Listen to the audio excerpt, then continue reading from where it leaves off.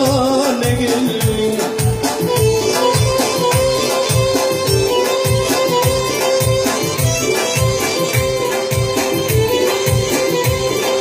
Yaradan kudretinle ne dişlerde dahan verdi.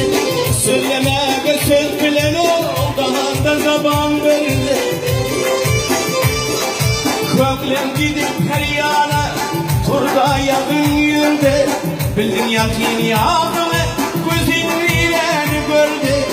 7-8 yaşına atam oğluma verdi. Okuyup Kur'an kitabı ul oldum ona gelin.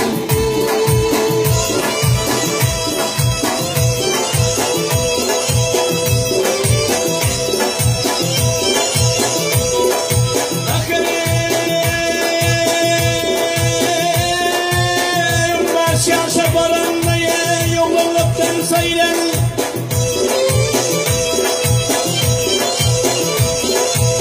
bir keline meynetme kömül ben kuyulanım. Goya bırakayım törkasına ilanım. Hakkın fermanı bilen ahir bir gün öylendim. 20 yaşa baktım esma bunu sayılandım. Adamlık sekreti sürüp meydana gelin.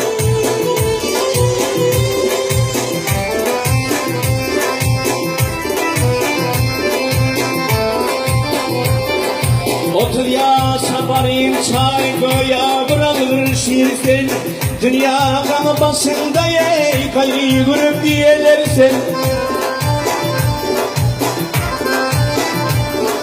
Dünyadan duymak yoktur ey, boldukça bolsun değilsen. Kırkanda tövbe eyle,